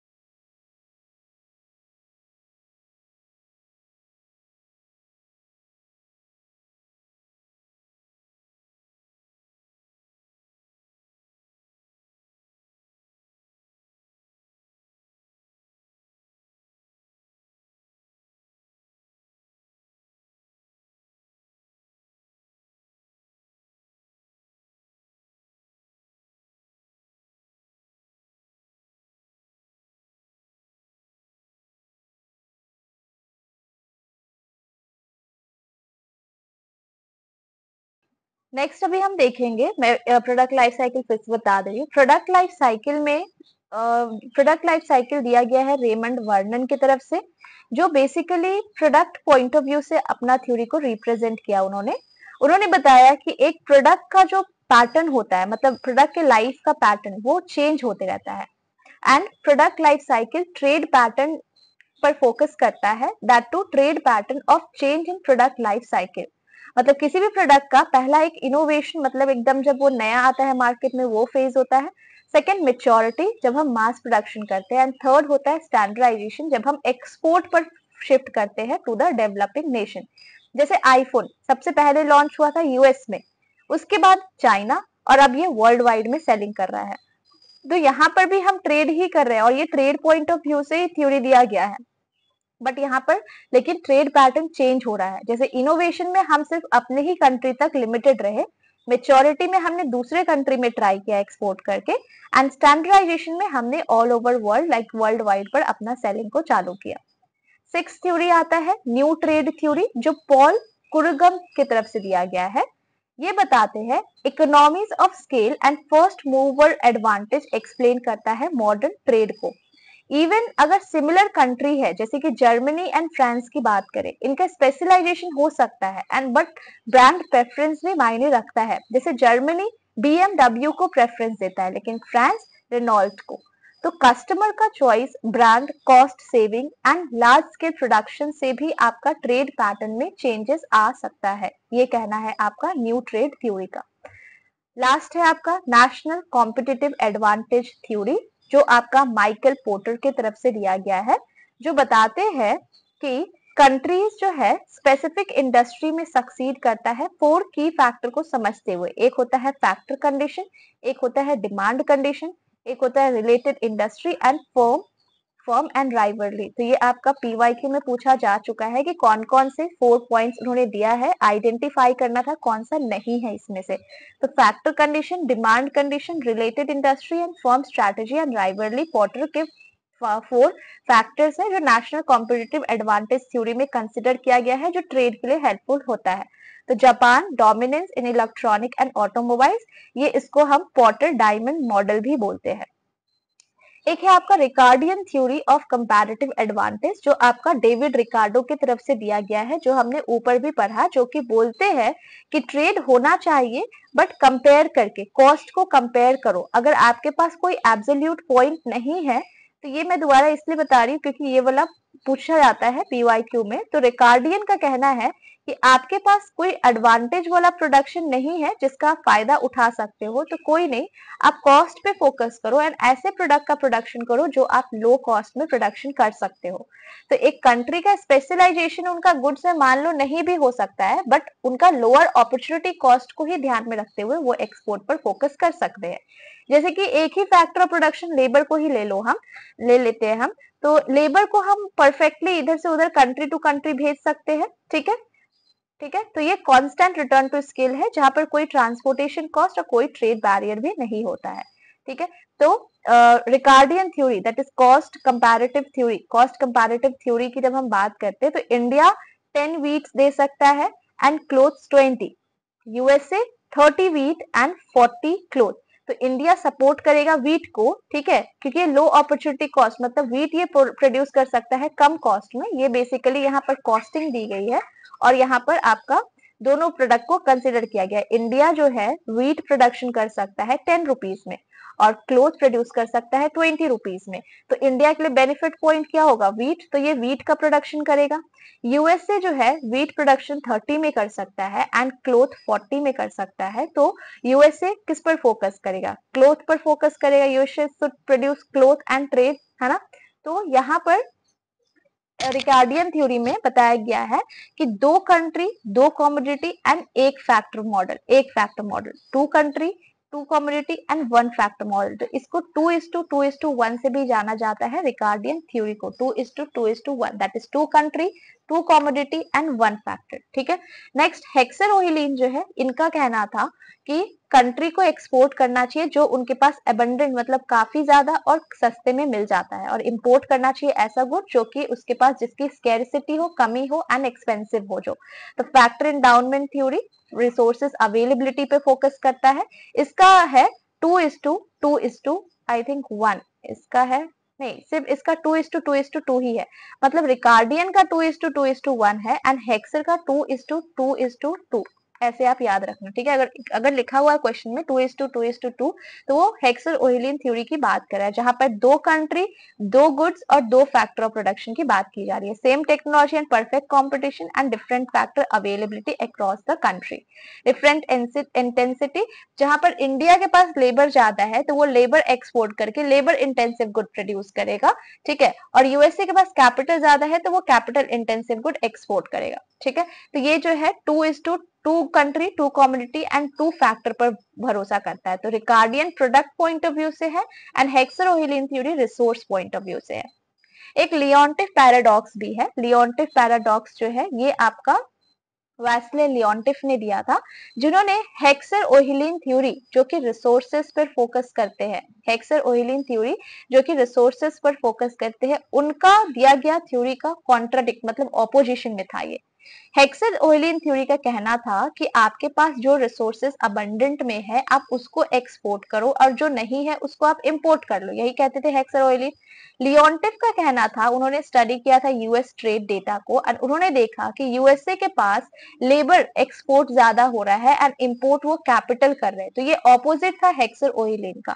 तो पैराडॉक्स, क्योंकि यूएसए को ज्यादा कैपिटल अबंडेंट कंट्री के नाम से जाना जाता था, बट ये देखा गया कि वो ज्यादा से ज्यादा एक्सपोर्ट ही कर रहे हैं लेबर को, तो ये कैपिटल इंटेंसिव नहीं हो रहा था, ठीक है। तो ये आपका लियोन्टिफ जो है ये हेक्सर ओहिलीन का कॉन्ट्राडिक्शन में दिया गया है, जहां पर ह्यूमन कैपिटल पर फोकस किया गया, टेक्नोलॉजिकल डिफरेंस और ट्रेड रेस्ट्रिक्शन और डेटा मेजरमेंट इश्यूज पर। इन शॉर्ट लियोन्टिफ पैराडॉक्स जो है ये रियल वर्ल्ड सिनेरियो की बात करता है, ठीक है, जहां पर हमारे पास जो ज्यादा है हम उसको रखने पर फोकस कर रहे हैं। अब ये सब तो इंटरनेशनल ट्रेड का कुछ थ्योरीज था। अब इंटरनेशनल ट्रेड करने पर भी कुछ बैरियर्स आ रहा था, रुकावट आ रहा था, रेस्ट्रिक्शंस आ रहा था बाय द कंट्रीज। तो वो क्या था वो देखो, टैरिफ बैरियर। टैरिफ मतलब क्या हुआ, कस्टम ड्यूटीज टैक्सेस की बात करता है जो हम इंपोर्टेड गुड्स पर लगाते हैं, सो दैट इंपोर्टेड गुड का प्राइस बढ़ जाए और डोमेस्टिक इंडस्ट्रीज को हम प्रोटेक्शन दे सके। तो टैरिफ बैरियर में एक आता है इंपोर्ट ड्यूटी। इंपोर्ट मतलब हम उस गुड्स पर टैक्स लगा रहे हैं जो गुड्स आ रहा है हमारे पास दूसरे कंट्री से और उसको ज्यादा कॉस्टली कर रहे हैं। एक्सपोर्ट मतलब हम उस गुड्स पर टैक्स लगा रहे हैं जो सेल कर रहे हैं, जो गोइंग आउट है एंड कम यूज होता है। स्पेसिफिक टैरिफ मतलब फिक्स्ड अमाउंट ऑफ टैरिफ होता है जो हम किसी प्रोडक्ट पर लगाते हैं। एड वैलोरम दैट इज कुछ परसेंटेज वैल्यू, कुछ परसेंटेज ऐड कर दिया जाता है, दैट इज एड वैलोरम।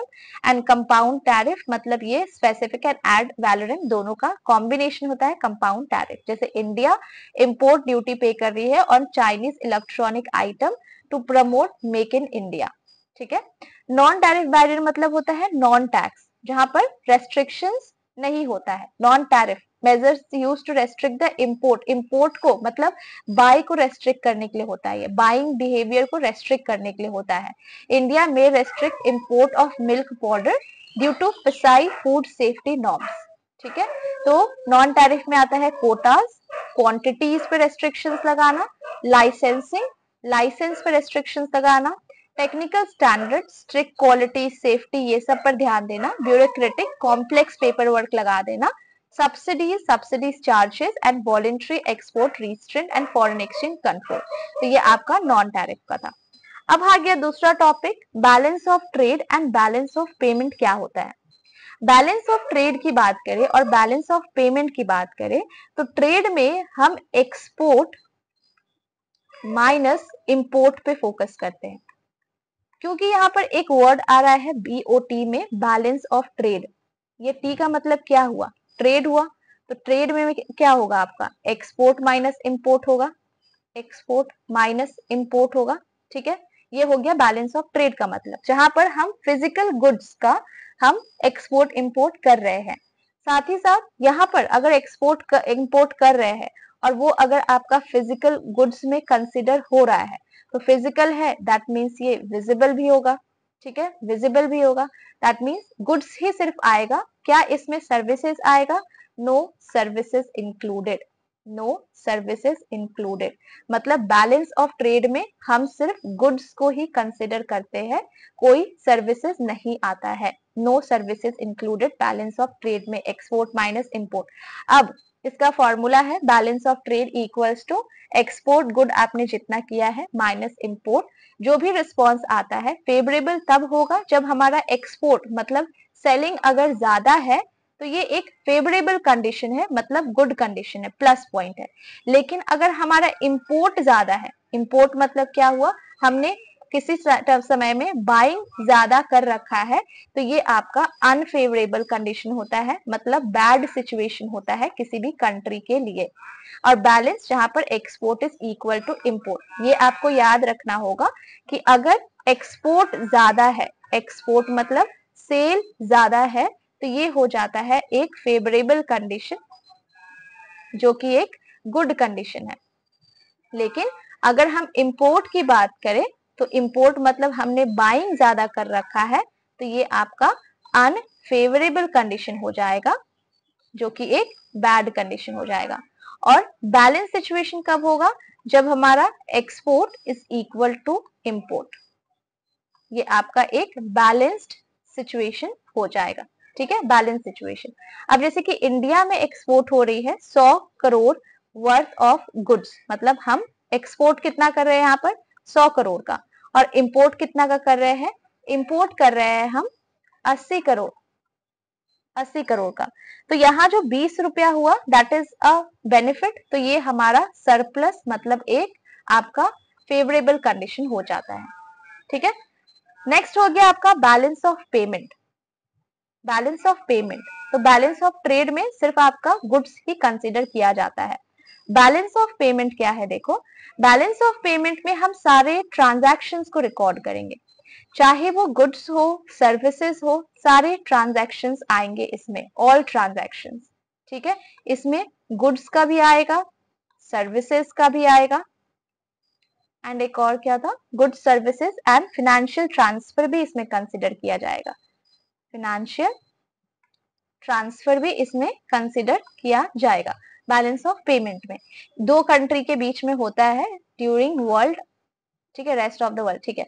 यहाँ पर विजिबल और इनविजिबल दोनों आ जाएगा, क्योंकि बैलेंस ऑफ पेमेंट की बात करें, बैलेंस ऑफ पेमेंट में गुड्स भी लिया है हमने जो कि विजिबल हो जाएगा, और सर्विसेज भी लिया है जो कि इनविजिबल हो जाएगा। तो बैलेंस ऑफ पेमेंट में इनविजिबल प्लस विजिबल दोनों आ जाएगा, बैलेंस ऑफ पेमेंट में विजिबल और इनविजिबल दोनों आ जाएगा। तो यहाँ पर हम कैपिटल फ्लो कंसिडर करेंगे goods plus services plus financial transaction, मतलब विजिबल एंड इनविजिबल दोनों आ जाएगा, ठीक है, बैलेंस ऑफ पेमेंट में। अब ये करंट अकाउंट क्या होता है और कैपिटल अकाउंट क्या होता है? करंट अकाउंट मतलब होता है कि हम यहाँ पर वही मनी को रिकॉर्ड करेंगे that is coming in and going out from buying and selling of goods and services, ठीक है, सिर्फ गुड्स और सर्विसेज तक ही ये लिमिट है। मतलब मनी जो हम अर्न कर रहे हैं दूसरे कंट्री से, जैसे कि सैलरीज, इंटरेस्ट, गिफ्ट या डोनेशन, ठीक है, करंट अकाउंट मतलब ये हम बोल सकते हैं ऐसा कि ये हमारा डे टू डे से कनेक्टेड है, day to day buying and selling से कनेक्टेड है। लेकिन अगर हम कैपिटल की बात करें तो कैपिटल में भी हमारा money coming in and going out हो रहा है, लेकिन यहाँ पर हम जो ऐसे इन्वेस्टमेंट मतलब ऐसे चीज परचेज या सेल कर रहे हैं जो सिर्फ वन टाइम होता है, वन टाइम होता है, ठीक है, वन टाइम होता है, ठीक है। रोज रोज हम लैंड का बाइंग सेलिंग नहीं करते, रोज रोज हम लोन नहीं लेते, तो ये कैपिटल में आ जाएगा। तो इसका मीनिंग भी आपके लिए जानना जरूरी है, ठीक है, कि करंट अकाउंट और कैपिटल अकाउंट क्या होता है। अगर हम करंट अकाउंट की बात करें तो ये हमारा ऑपरेटिंग एक्टिविटीज से जुड़ा होता है। ऑपरेटिंग एक्टिविटी मतलब यहाँ पर हम ऐसे एक्टिविटीज को कंसिडर करेंगे जो हमारा डे टू डे से कनेक्टेड है, डे टू डे से, ठीक है, डे टू डे से कनेक्टेड है, ठीक है, और दैट टू फॉरेन होना चाहिए। और अगर हम कैपिटल की बात करें तो ये हमारा वन टाइम ट्रांजैक्शन से रिलेटेड होगा, जैसे कि purchase of land, purchase of land, ठीक है, ये हो गया कैपिटल नेचर का, purchase of land capital nature का हो गया, ठीक है। नेक्स्ट हम यहाँ देख लेते हैं कैपिटल और करंट क्यों बताया मैंने आपको। देखो component of balance of payment में करंट और कैपिटल दोनों आएगा। मतलब यहाँ जो हम बैलेंस ऑफ ट्रेड, मैंने बैलेंस ऑफ पेमेंट लिखा है, इसमें आपका करंट ट्रांजैक्शन भी आएगा प्लस कैपिटल ट्रांजैक्शन भी आएगा। करंट और कैपिटल दोनों ट्रांजैक्शन आएगा। करंट ट्रांजैक्शन मतलब trade off goods, balance of trade में भी जो होता है, मतलब बैलेंस ऑफ ट्रेड में हमारा सिर्फ क्या करंट अकाउंट ही आता है। बैलेंस ऑफ ट्रेड में हमारा सिर्फ करंट अकाउंट को ही कंसिडर किया जाएगा, करंट अकाउंट, ठीक है, current account.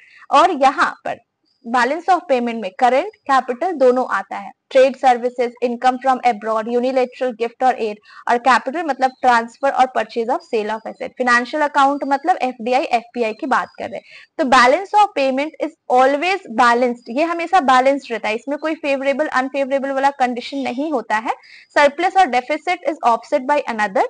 Between balance of trade and balance of payment कौन सा वाइडर होगा, खुद सोच करके देखो। बैलेंस ऑफ पेमेंट वाइडर होगा, क्योंकि इसमें गुड्स सर्विसेज प्लस हम फाइनेंशियल ट्रांजैक्शन भी ले रहे हैं।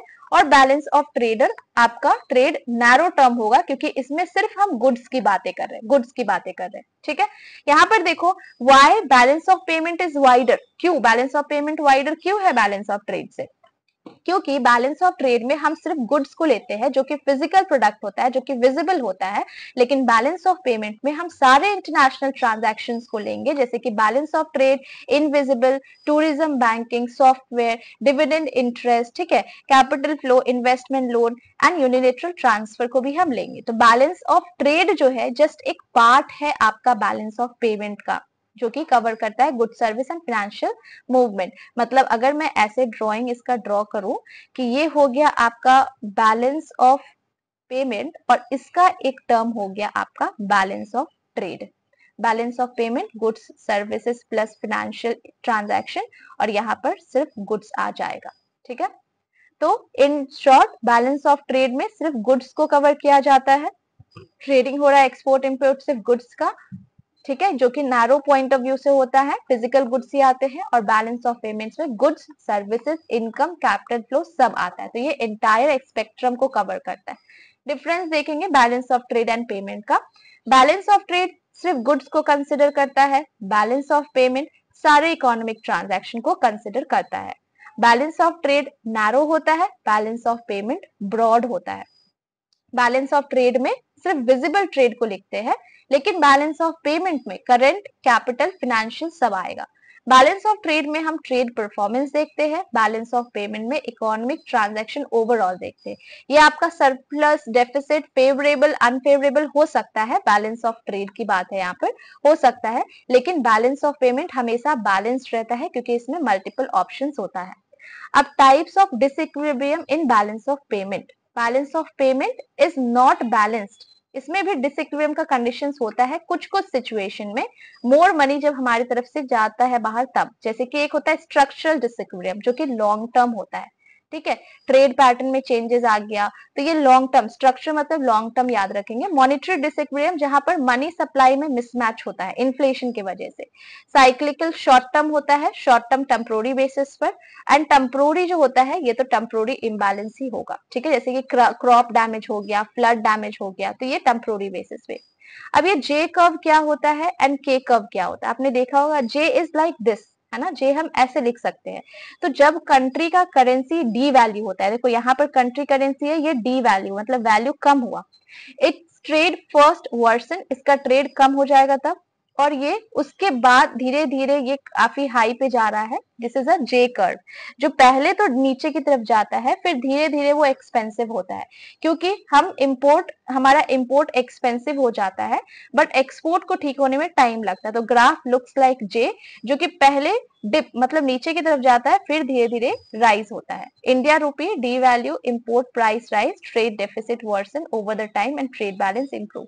उसी तरीके से के कर्व होता है, जहां जो कि हम कैपिटल फ्लो फॉरेन इन्वेस्टमेंट में यूज करते हैं, जहां पर आप देखोगे दो दो ऐसे ऐसे कर्व रहेंगे, एक अप साइड जाता है और एक लो साइड जाता है, ठीक है, के की तरफ।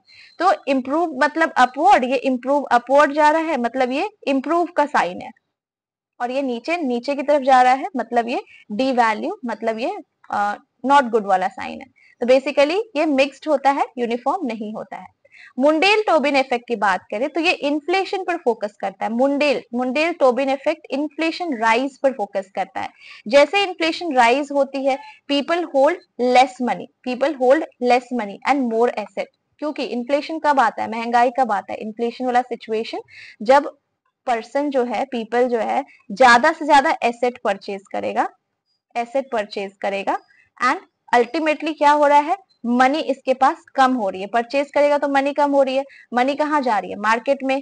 तो मार्केट में मनी जा रहा है मतलब महंगाई आ रही है, इन्फ्लेशन आ रही है। तो किसी भी पर्सन के पास एसेट ज्यादा रहेगा, मनी लेस रहेगा, और ऐसे सिचुएशन इन्फ्लेशन को होता है, शो करता है, जो कि मुंडेल टोबिन इफेक्ट की बात करता है। मुंडेल टोबिन इफेक्ट की बात करता है, ठीक है। This encourage investment, people want to invest, avoid losing value due to inflation and moderate inflation situation का टाइम जहां they can increase investment and economic growth। FDI क्या होता है, एफडीआई का मतलब होता है फॉरेन डायरेक्ट इन्वेस्टमेंट, जहां पर हम डायरेक्टली इन्वेस्ट कर रहे हैं किसी दूसरे कंट्री में। कंट्रोल मतलब बीच में कोई पार्टी नहीं आ रहा है। ये मार्केट में एंटर करने के लिए होता है, resources and technology, get better control over the operation. तो एक ग्रीन फील्ड इन्वेस्टमेंट, एक ब्राउन फील्ड। ग्रीन फील्ड मैंने बता दिया है, बिल्कुल न्यू और फ्रेश से स्टार्ट करना, बिल्कुल स्क्रैच से। एंड ब्राउन फील्ड मतलब आप एग्जिस्टिंग फैसिलिटीज को देख रहे हो। हॉरिजॉन्टल मतलब same type of business. Horizontal word जहां भी आएगा आप हमेशा ध्यान रखना, सेम टाइप या सेम लेवल। वर्टिकल मतलब अलग अलग स्टेजेस होता है, जैसे यहाँ से अगर हम देखें तो ये हो जाता है अपवर्ड और ये हो जाता है डाउनवर्ड। अपवर्ड मतलब यहाँ रॉ मटेरियल सप्लायर की बात करें और यहाँ कस्टमर की बात करें तो अपस्ट्रीम होता है, डाउनस्ट्रीम। तो this is a upstream and this is a downstream. Company invest करती है supplier raw material in other country में। कॉन्ग्लोमेरेट मतलब कंप्लीटली डिफरेंट बिजनेस में हम इन्वेस्ट कर रहे हैं, ठीक है, बिल्कुल ही डिफरेंट बिजनेस में। पहले हमारा कार का बिजनेस था, अब हमने होटल का बिजनेस स्टार्ट कर लिया, तो कार और होटल का तो कोई लेना देना नहीं है। तो ये बिल्कुल आपका कौन सा एफडीआई होगा, कॉन्ग्लोमेरेट एफडीआई होगा। कॉन्ग्लोमेरेट एफडीआई जहां पर बिल्कुल ही डिफरेंट बिजनेस है। एफपीआई क्या होता है, फॉरेन पोर्टफोलियो इन्वेस्टमेंट, जहां पर एक इन्वेस्टर एक कंट्री से दूसरे कंट्री में इन्वेस्ट कर रहा है, स्टॉक परचेज करके, बॉन्ड परचेज करके या फिनेंशियल एसेट परचेज करके। तो फॉरेन पोर्टफोलियो है, पोर्टफोलियो से याद रखना है स्टॉक, बॉन्ड या फिनेंशियल एसेट। हमारे पास उसका अभी ओइंग नहीं है, कंपनी उसे कंट्रोल कर रही है, हम उसे कंट्रोल नहीं कर सकते, बट हमने कहीं ना कहीं इन्वेस्टमेंट कर रखा है। जैसे कि buying a share of Indian company through stock market, ठीक है। FII फॉरेन इंस्टीट्यूशनल इन्वेस्टर, ये एक स्पेसिफिक टाइप ऑफ इन्वेस्टर होते हैं जो mutual fund, pension fund, insurance company में इन्वेस्ट करते हैं, जो दूसरे कंट्री में इन्वेस्ट कर रहे हैं। FPI फॉरेन इंस्टीट्यूशनल इन्वेस्टमेंट के जैसा ही, but FII can make FPI investment on behalf of their client. ये डिफरेंस पेज है। एफपीआई का मतलब हुआ फॉरेन इन्वेस्टमेंट करना फॉरेन एसेट में, इस पर हमारा कोई कंट्रोल नहीं होता है। स्टॉक एंड बॉन्ड हुआ इसका investment type, example foreign investment, investor buying and selling कर रहा है। और एफआईआई क्या हो गया, फॉरेन इंस्टीट्यूशन इन्वेस्टिंग अब्रॉड, कोई कंट्रोल नहीं होता है, पोर्टफोलियो वाया इंस्टीट्यूशन, जैसे कि म्यूचुअल फंड इन्वेस्टमेंट हो गया। ईएफटीए फुल फॉर्म इंपॉर्टेंट है, European free trade association, Iceland, लिechtenstein, नॉर्वे, स्विट्जरलैंड, इनके ट्रेड ऑर्गेनाइजेशन आपस में चलते हैं। पर्पस है फ्री ट्रेड कराना, इकोनॉमिक इंटीग्रेशन, एंड ये ऑल्टरनेटिव है ईयू का। NAFTA North American free trade agreement, USA, Canada, Mexico, इसका पर्पस है एलिमिनेट करना टैरिफ एंड प्रमोट करना free trade across North American. इसके नाम को रिप्लेस किया गया USMCA, that is United state Mexico Canada agreement 2020 में, बट स्टिल अभी भी कोई कोई नाफ्ता ही इसको रेफर करते हैं। SAFTA that is South Asian free trade agreement, तो ये आपका एक रीजनल ट्रेड अग्रीमेंट है बिटवीन सार्क कंट्रीज यहाँ पर नाम दिया हुआ है, अफगानिस्तान, बांग्लादेश, भूटान, इंडिया, मालदीव्स, नेपाल। इसका पर्पस है ये सारे कंट्रीज के बीच में कॉपरेशन बना रहे एंड साउथ एशियन नेशन में फ्री ट्रेड हो सके। पैसिफिक अलायंस, तो ये आपका अमेरिकन ट्रेड ब्लॉक है, चीन, कोलंबिया, मैक्सिको, पेरू, और ये economic integration and free trade को प्रमोट करने के लिए मेंबर कंट्रीज के बीच में। कस्टम यूनियंस क्या होता है, कस्टम यूनियंस का मैं सिर्फ ये वाला पॉइंट हाईलाइट करती हूँ क्योंकि ये वाला आपका पीवाईक्यू में था। कॉमन मार्केट, मर्सकोर लिखा हुआ था, तो कॉमन मार्केट उसका आंसर है, मार्क करेंगे, ठीक है। तो कस्टम यूनियन रिमूव करना tariff and trade barriers, common market external tariff, ठीक है।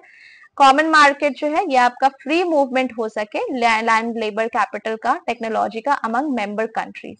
तो इसके लिए ये वाला पेज बहुत इंपॉर्टेंट है क्योंकि ये आपका पीवाईक्यू में है।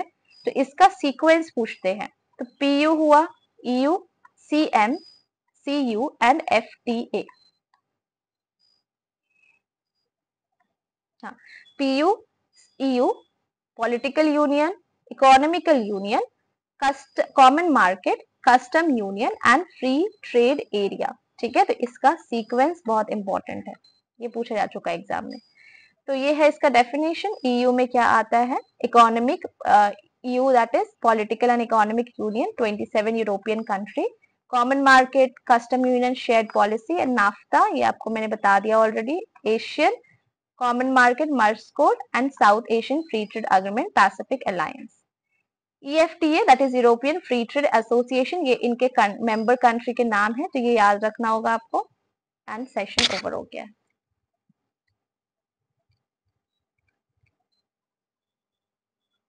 ठीक है, यहाँ तक ये वाला PDF शेयर कर दी जाएगी टेलीग्राम में। ये रिवीजन सेशन था, सो दैट रिवीजन हो सके एग्जाम से पहले। Thank you so much for watching.